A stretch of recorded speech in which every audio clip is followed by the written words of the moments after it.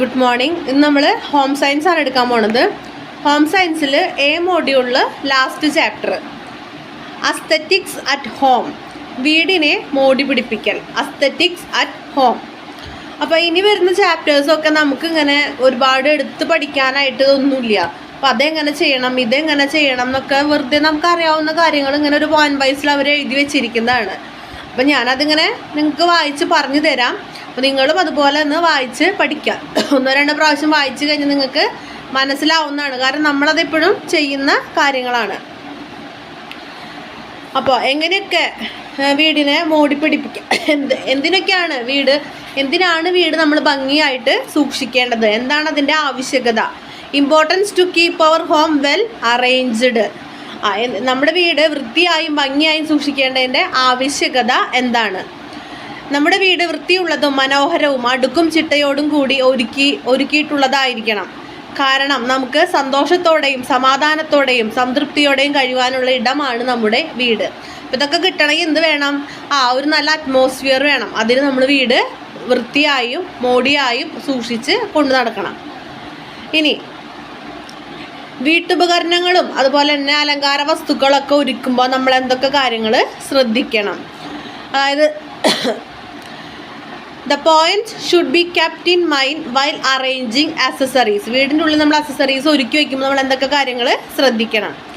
വീടിൻ്റെ ഭിത്തിയുടെ വലിപ്പത്തിനനുസരിച്ചുള്ള പെയിൻറ്റിങ്സ്. ഇപ്പോൾ ചെറിയ ഭിത്തിയിൽ ഒരു വലിയ പെയിൻറ്റിങ് കൊണ്ടുവയ്ക്കാതെ, അല്ലെങ്കിൽ വലിയ ഭിത്തിയുള്ള വീട്ടിലെന്താണ് ഒരു കുഞ്ഞു പെയിൻറ്റിങ് കൊണ്ടുവയ്ക്കാതെ എന്താണ് ഭിത്തിയുടെ വലിപ്പം അനുസരിച്ചുള്ള പെയിൻറ്റിങ്സ് സെലക്ട് ചെയ്യാം.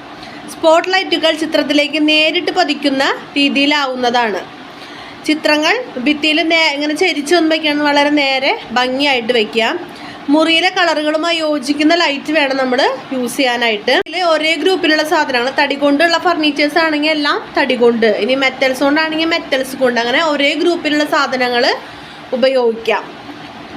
അപ്പോൾ നമ്മൾ വീട് ഭംഗിയാക്കണേക്കാളും മുന്നേ ഇത്തരം കാര്യങ്ങൾ നമ്മൾ ശ്രദ്ധിക്കണം. ഇനി ഫ്ലോറൽ അറേഞ്ച്മെൻറ്റിൻ്റെ കാര്യത്തിൽ നമ്മൾ എന്തൊക്കെ കാര്യങ്ങൾ ശ്രദ്ധിക്കണം? ഫ്ലോറൽ അറേഞ്ച്മെൻറ്റ് ചെയ്യുമ്പോൾ എന്തൊക്കെ കാര്യങ്ങൾ ശ്രദ്ധിക്കണം? നമ്മൾ ആദ്യം തന്നെ ഇത് ഫ്ലോറൽ അറേഞ്ച്മെൻറ്റ് ചെയ്യാനുള്ള സാധനങ്ങൾ നമ്മൾ ഒരുക്കി വെക്കണം. എന്തൊക്കെ വേണം? ഒരു ഫ്ലവർ വേസ് വേണം, പിൻ ഹോൾഡർ വേണം, ഒറിജിനൽ പൂക്കളും അതേപോലെ തന്നെ എന്താണ് കൃത്രിമമായിട്ടുള്ള പൂക്കളും വേണം, പച്ചിലകൾ വേണം, തണ്ടുകൾ വേണം, പിന്നെ ആ പൂക്കളൊക്കെ കുത്തി വയ്ക്കാനുള്ള സ്പോഞ്ച് പോലത്തെ സാധനമില്ലേ ഒയാസിസ്, അത് വേണം. ഇതൊക്കെ നമ്മൾ ആദ്യം ഒരുക്കി വെക്കണം.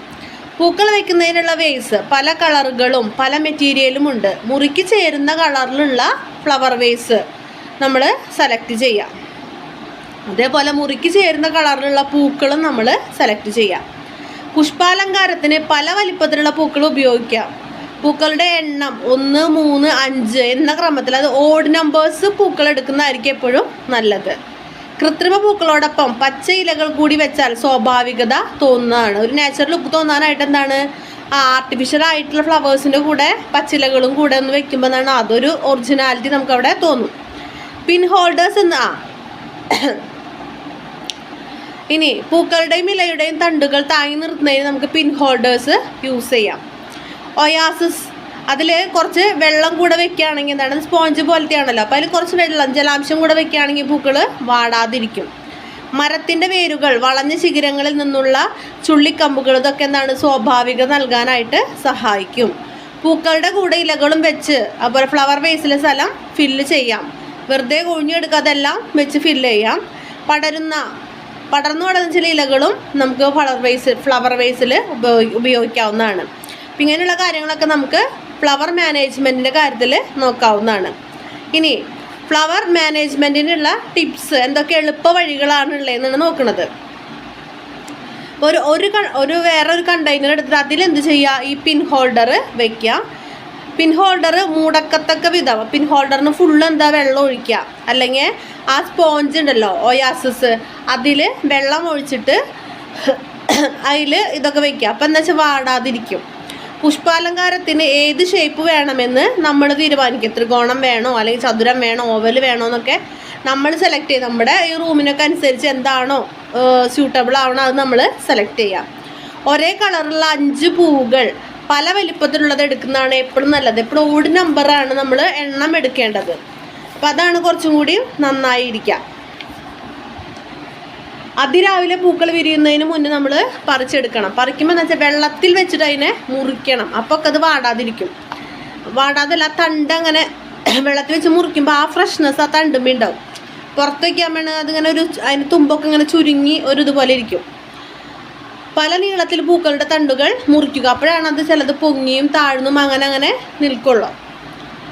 അപ്പോൾ ഇങ്ങനെയാണ് നമുക്കുള്ള ടിപ്സുകൾ നോക്കാനുള്ളത്. ഇനി എന്തൊക്കെ മെത്തേഡ്സ് ആണ് നമ്മൾ ഫ്ലോറൽ അറേഞ്ച്മെൻറ്റിന് ഉപയോഗിക്കാവുന്നത്? മെത്തേഡ്സ് ഓഫ് ഫ്ലോറൽ അല്ലെങ്കിൽ ഫ്ലവർ അറേഞ്ച്മെൻറ്റ്. പൂക്കളുടെ നീളത്തിനനുസരിച്ച് ഏറ്റവും നീളം കൂടിയ പൂ ആദ്യം വരത്തക്ക വിധം ഒരുക്കുക.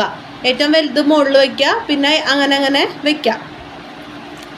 രണ്ടാമത്തെ നിരയിലെ പൂക്കൾ ആദ്യത്തേതിനേക്കാൾ തണ്ടിൻ്റെ നീളം കുറവായിരിക്കണം. തണ്ടുകൾ പിൻ ഹോൾഡറിലോ ഒയാസിസിലോ ഉറപ്പിച്ച് വെച്ചാൽ പൂക്കൾ താഴെ വീണ് പോകില്ല. പൂക്കൾ പല വലുപ്പത്തിലുള്ളവയും പൂക്കൾ തമ്മിൽ ആവശ്യത്തിന് അകലവും വേണം. അങ്ങനെ കട്ട കൂടിയിരിക്കാതെ കുറച്ച് ഗ്യാപ്പ് ഉണ്ട്, അപ്പോഴാണ് നമുക്ക് അതിൻ്റെ ഭംഗി കിട്ടുള്ളൂ. പൂക്കളുടെ ഭംഗി കാണുവാൻ പറ്റുന്ന വിധം നമുക്ക് നേരെ പൂക്കൾ ഉറപ്പിക്കുക. ഇങ്ങനെ നിൽക്കാതെ നമുക്ക് വ്യൂ വരുന്നിടത്തേക്ക് പൂക്കളെ വയ്ക്കാം. വലിയ പൂക്കൾ ഏറ്റവും താഴ്ത്തിയും മീഡിയം സൈസിൽ നടുഭാഗത്തും മുട്ടുകൾ ഏറ്റവും മുകളിലായിട്ടും ഉറപ്പിക്കണം. അപ്പോഴാണ് അതിൻ്റെ ഭംഗി വരിക. പൂക്കളുടെ ഇടയിലുള്ള സ്ഥലം പല വലിപ്പത്തിലുള്ള ചേരുന്ന ഇലകൾ ഉപയോഗിച്ച് നിറയ്ക്കുക.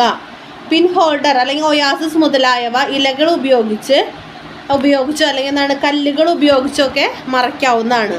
പൂക്കളെല്ലാം കാണുവാൻ സാധിക്കുന്ന രീതിയിൽ കോൺട്രാസ്റ്റ് കളറുള്ള ബാക്ക്ഗ്രൗണ്ട് ആയിരിക്കണം. ഇത്രയും കാര്യങ്ങളാണ് ഫ്ലവർ മാനേജ്മെൻറ്റിനുള്ള മെത്തേഡ്സ്, രീതികൾ നമ്മൾ ചെയ്യേണ്ടത്. ഇനി നമുക്ക് നോക്കാനുള്ളത് ഫ്ലവർ മാനേജ്മെൻറ്റിൻ്റെ ബേസിക് പ്രിൻസിപ്പിൾസ് ആണ്, അടിസ്ഥാന തത്വങ്ങളാണ്. മാനേജ്മെൻറ്റ് അടിസ്ഥാന തത്വങ്ങൾ എന്ന് പറയുമ്പോൾ പുഷ്പാലങ്കാരത്തിൻ്റെ വലിപ്പം മുറിയിലെ മറ്റു വസ്തുക്കളുടെ വലിപ്പവുമായിട്ട് ചേരുന്ന രീതിയിലായിരിക്കണം. അതായത് നമ്മൾ എപ്പോഴും പൂക്കൾ അല്ലെങ്കിൽ നമ്മൾ ഫ്ലവർ അറേഞ്ച് ചെയ്ത് വെക്കുമ്പോൾ ആ മുറിയുമായിട്ടത് സ്യൂട്ടാവണം. അപ്പോൾ വലിയ മുറിയിൽ കൊണ്ടുപോയിട്ട് ചെറിയ ഒരു ഫ്ലവർ വേസ് അല്ലെങ്കിൽ ചെറിയ മുറിയിൽ പോയി വലുത് അങ്ങനെയല്ലാതെ ആ മുറിക്ക് സൂട്ടബിൾ ആയിട്ടുള്ള വലിപ്പമായിരിക്കണം ആ ഫ്ലവർ അറേഞ്ച്മെൻറ്റ് ഉണ്ടായിരിക്കേണ്ടത്. പൂക്കൾ മുകൾ ഭാഗത്തോ താഴെ ഭാഗത്തോ തിക്കിക്കൂട്ടി വെക്കാൻ പാടില്ല. എല്ലാ സ്ഥലത്തും തുല്യമായിട്ട് വരുന്ന രീതിയിൽ പൂക്കൾ അറേഞ്ച് ചെയ്യണം. മൊത്തത്തിൽ നോട്ടം കിട്ടുന്ന രീതിയിൽ പൂക്കൾ അറേഞ്ച് ചെയ്യുക. വിടർന്ന പൂക്കൾ മുതൽ മൊട്ടുകൾ വരെ ഭംഗിയായി ഉറപ്പിക്കുക. തണ്ടുകളുടെ ചുവടുഭാഗം ഉറപ്പിച്ച് വെക്കുക. ഇതുമൂലം ഒരു നാച്ചുറൽ ലുക്ക് തോന്നിപ്പിക്കും. ബേസിനേക്കാൾ പ്രാധാന്യം അതിലെ വസ്തുക്കൾക്കാണ്. ഒരു ബേസിലെ എല്ലാ ഭാഗവും ഒരേപോലെ ആകർഷണീയമല്ല.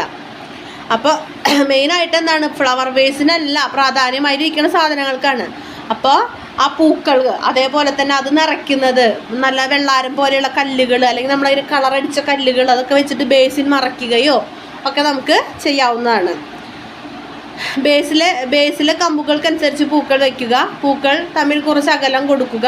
പൂക്കളും ഇലകളും ബേസുകളെല്ലാം പരസ്പരം ചേരുന്ന രീതിയിലായിരിക്കണം. അതായത് എല്ലാത്തിനും ആ കളറാണെങ്കിലും അതിൻ്റെ സൈസാണെങ്കിലും ആ ഷേപ്പാണെങ്കിലൊക്കെ എല്ലാത്തിനും കാണുമ്പോൾ ഒരു ഭംഗി ഉണ്ടാവണം. അല്ലാതെ ഒരു കോൺട്രാസ്റ്റിങ് ഒക്കെ വിപരീതമായിട്ടുള്ള രീതിയിലൊന്നും നിൽക്കാം. വലിയ ബേസുകളിൽ പോയിട്ട് മുല്ലപ്പൂവിന് അത്ര പോകുന്ന കുഞ്ഞു കുഞ്ഞു പൂക്കൾ വയ്ക്കുക, അല്ലെങ്കിൽ ഒരു കുഞ്ഞു ബേസുകളിൽ പോയിട്ട് വലിയ പൂക്കൾ വെച്ചിട്ട് ബേസിൽ തന്നെ കാണാതിരിക്കുക, അങ്ങനെയൊന്നുമല്ല. ഒക്കെ സൈസിലാണെങ്കിലും ഒക്കെ ഷേപ്പൊക്കെ ആണെങ്കിലും ഒക്കെ ഭംഗിയായിട്ട് വരുന്ന രീതിയിൽ അറേഞ്ച് ചെയ്യാം.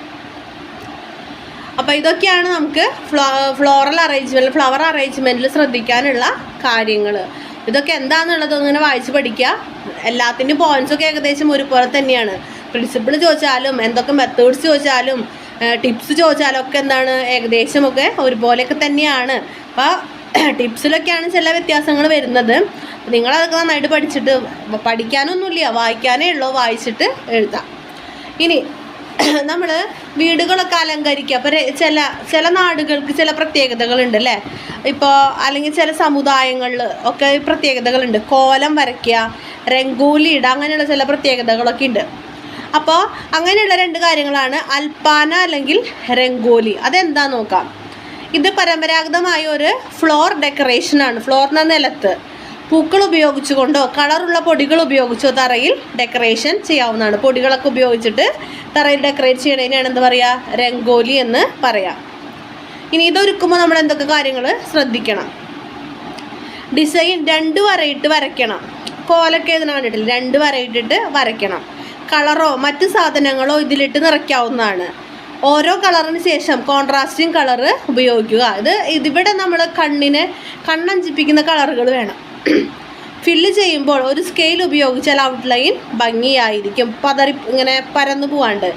ഡിസൈൻ എടുത്തു കാണിക്കുന്ന രീതിയിൽ ബാക്ക്ഗ്രൗണ്ട് കോൺട്രാസ്റ്റ് കളറായിരിക്കണം. അപ്പോൾ അകൊക്കെ ഭംഗിയായിട്ട് ആ ഫിനിഷിങ് ഒരു വൃത്തിയില്ലാത്തൊരു കളറാണെങ്കിൽ ഒരു ഭംഗി ഉണ്ടാവില്ലേ. നമ്മൾ പൂക്കള മത്സരമൊക്കെ ചെയ്യുമ്പോൾ കണ്ടിട്ടില്ലേ, ലാസ്റ്റ് നമ്മൾ എന്ത് ചെയ്യും, ചുവന്ന ചീരയുടെ ഇല വെച്ചിട്ട് അങ്ങോട്ട് ലാസ്റ്റത്തെ ഔട്ട്ലൈൻ അങ്ങോട്ട് കംപ്ലീറ്റ് ആവും. അപ്പോൾ അതൊരു ഉദിപ്പാവില്ല, ഒരു പ്രത്യേക ഉദിപ്പാവും. അപ്പോൾ അതേപോലെ എന്താണ്, ഉള്ളൊക്കെ കംപ്ലീറ്റ് ആയിട്ട് ആ ഔട്ട്ലൈൻ നമ്മൾ നല്ല ഭംഗിയുള്ള കോൺട്രാസ്റ്റിംഗ് ആയിട്ടൊരു കളർ വെച്ച് തന്നെ ചെയ്യണം. ഇത്ര കാര്യങ്ങളാണ് നമുക്ക് വീട് അലങ്കരിക്കുന്ന കാര്യത്തിൽ ചെയ്യാനുള്ളത്. ഫ്ലവർ അറേഞ്ച്മെൻറ്റും അതുപോലെ രംഗോലിയുടെ കാര്യങ്ങളും നിങ്ങൾ നോക്കി വായിച്ച് പഠിക്കാനൊന്നുമില്ല, വായിക്കുക, അപ്പം തന്നെ നമുക്ക് ആൻസർ ചെയ്യാനായിട്ട് പറ്റും. Thank you.